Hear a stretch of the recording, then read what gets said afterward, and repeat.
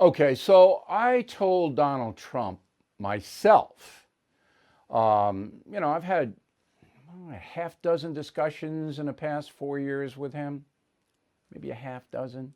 I said, you have to understand your words can come back to haunt you, Mr. President, because you're not a businessman anymore. You're a president. So you got to be very careful about what you say and what you tweet. Mr. Trump never took my advice, ever. And he speaks and tweets emotionally. Emotionally. First thing comes up, boom, boom, boom, rather than, taking a half hour to look at it. Maybe I can design this artfully, whatever it may be. It is true that President Trump did not recognize the gravity of the attack on the Capitol. That is true.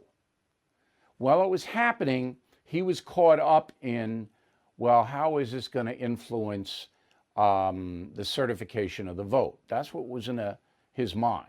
It wasn't, this is appalling, this can't happen in America, okay? And I know that to be true because I was privy to some of the discussions that were going on in the White House while this Capitol attack was taking place. President Trump was mesmerized, as we all were, watching this thing. But he didn't properly put it into context, and therefore he tweeted that. And it looks bad. It looks like he didn't get the essence that this was a criminal act and should never, ever have happened. So that's the most powerful argument to impeach him. But that's not what the charges are.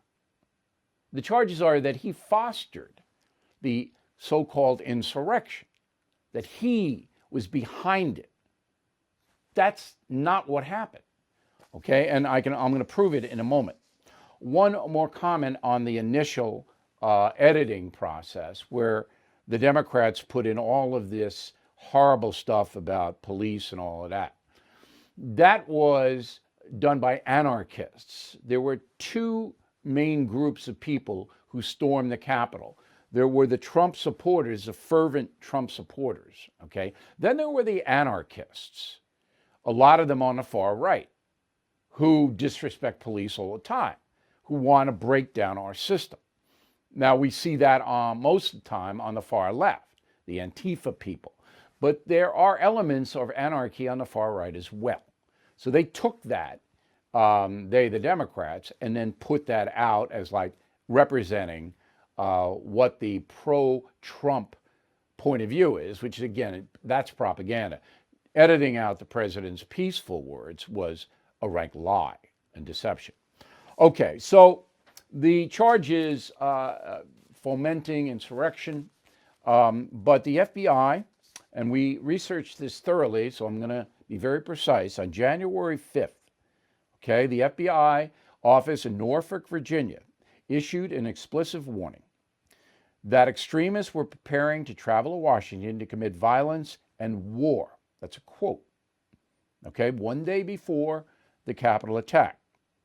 Now, if the contention is that the president's speech, which is what this is, and they actually used it on the day of the attack, was an encouragement, that this FBI report blows that right out of the water.